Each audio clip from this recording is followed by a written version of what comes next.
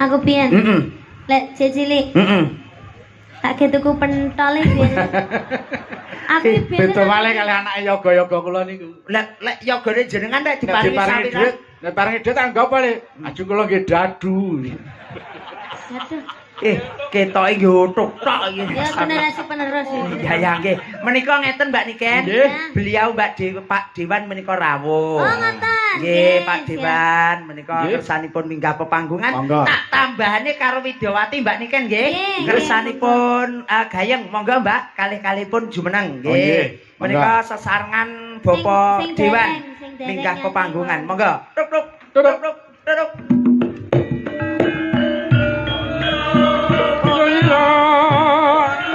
Konjo dumateng Dewan kaper minggah dhateng sasana pepanggungan. Monggo kekalihipun beliau Bapak Dewan. Monggo Pak.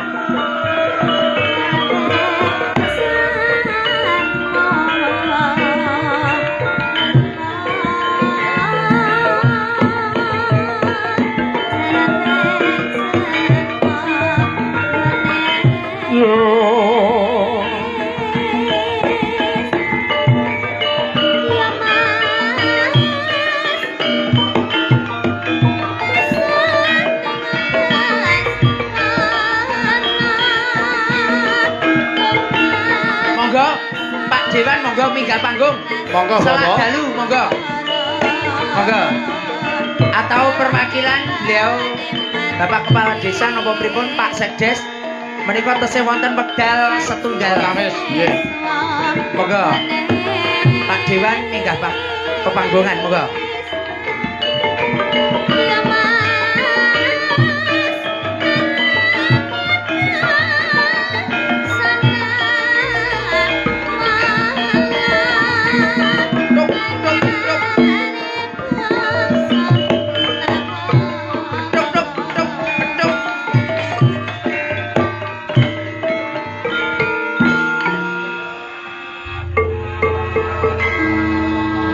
Niki wonten Pak Dewan, wonten Bapak Kepala Desa Puman Pulung Mbak Niken. Menika ingkang sampun jumeneng derek nyengkuyung utawi ndedonga muga-muga desa kesugihan Jayeng Bawana. Monggo. Amin. Nggih, niki mikipun Mbak Lurah, Pak Dewan niki. Nuwun sewu kula tak Mbak Sinden iki kok ya. Wis, Mohon merdeka kemawon. Nggih. Kula tak teng mriki Mbah Lurah sing mriku. Pun jenengan mrika. Kula tak teng wingkinge Mbah Dalang mawon kersane pun jenengan teng Ketawis teng kamera sae. Kula kira mboten sampean kancane mboten tatak maksudnya. Potong Mbak Niken niku sakniku pun bebas mawon jenengan jedhuit napa nggih. Paring dawuh rumiyin Pak Dewan. Monggo khusus masyarakat wonten ing desa kesugihan. Monggo. Kecamatan Pulung umumipun. Assalamualaikum warahmatullahi wabarakatuh. Waalaikumsalam warahmatullahi wabarakatuh. Pangaken kula paring asma Ayatullah Ali Syariati. Alhamdulillah sak menika dados wakilipun jenengan Dapil 3 Kecamatan Pulung Budak Suko.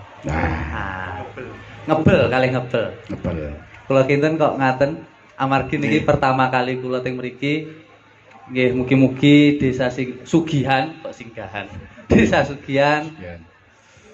Warganipun sehat sedanten, paring rezeki ingkang kathah. Kok mekaten mawon. Nggih. Sampun Pak Dewan nggih. Ingkang baken kula titip Pak nggih. Aja ngantek ning dalan rusak ngoten mawon pun. Jenengan kok le dawuh sekedap mawon mboten napa-napa. Sing baku diperuntukkan untuk daerah wilayah Pulung. Mesakne kula ki lek tanggapan kali niken lek mepet wektune lek glonjal kesuwen teko nggon Pak nggih. Nggih, mugi-mugi dongane Mas Gareng nggih. Mugi-mugi mangke khususipun Dapil 3 menika saged skeca alus radiosanipun. Alhamdulillah menika sampun trontong-trontong nggih. Kala winginane Bapur Mas Ayatullah nggih. Niki wilayah Pulung Soko Pudak niki badhe dipun aspal. Amin. Alhamdulillah. Mugi-mugi tahun menika saged realisasi. Nggih, betul nggih. Niki langsung mawon nggih Mbak Lurah. Pados infrastruktur menika sae, pados Pak Dewan anggenipun menyapa dhateng konstituen menika sangsaya gampil Pak Dewan. Nggih, mugi-mugi napa ingkang dados kajat niatipun warga masyarakat Desa Kesugihan dipun paringi wilujeng lancar samudayanipun. Allahumma amin. Amin. Nggih. Nembang nggih Mbah Lurah. Monggo. Langsung nembang mawon. Nggih, Niki monggo kula dalipun tak musike mawon. Oh, musik nggih, mawon. nggih, musik. Madiun Ngawi Mas. Ya, Nggih. niki mumpung Widyawatine kalih Mbak Niken nggih wonten Pak Dewan, badhe ngersakaken duet kali Mbak Niken. Monggo Pak Dewan. Walau ngundang dhewe larang lho Pak Dewan. Nggih, niki Nggih, monggo. nggih. Wong Pak Dewan ganteng lho Mbak Niken. Iya, aku wedi ya Pak. Lah ngopo? Yang tulis timur bagus, nggih ta? Nggih.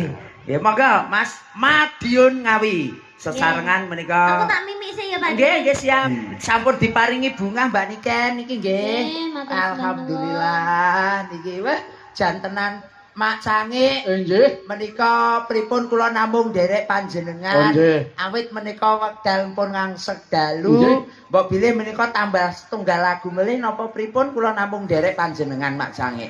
Kanto nyemanggaken merdeka kemawon menika. Wonten nggih. Niki wau tesih wonten Napa? ingkang dereng menika Mbak Yu kalih niki. Nah. Oh, ngaten. Niki. Mboten adik mbake sing setunggal sampun. Sampun. Iki sapa sing urung iki? Kok ya sampun sedaya. Sampun nggih. sedaya nggih. Nggih, niki kula namung dawuh panjenengan Mak Oh Sangi. nggih, gandeng pripun wekdalipun sampun leresipun, ngancik nggih. tabuh setengah tunggal. Nggih, siap. Gareng kripik gedang kripik telo sing jam Waton sagedipun ing waroto. wato. Nggih, sembah nuwun. Mangke menawi wonten medal kepareng goro-goro saged kalajeng malih. Nggih, dawuh Mak Sangi, dawuh siap. Ayo nok, metu sanggar adat saben wit dhisik randhat tak dinukanan ingkang sinuwun. Ya. Kang kekiber ora kata ingkang dojo.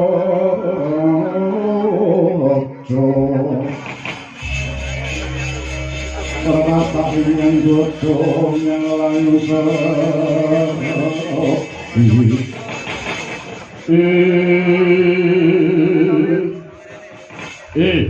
mangku dhisik kadangipun Kakang Kyai Diboko.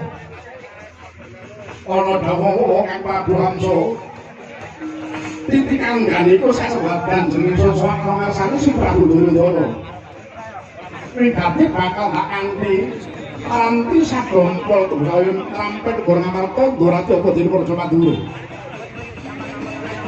Tegese ingkang bakal sang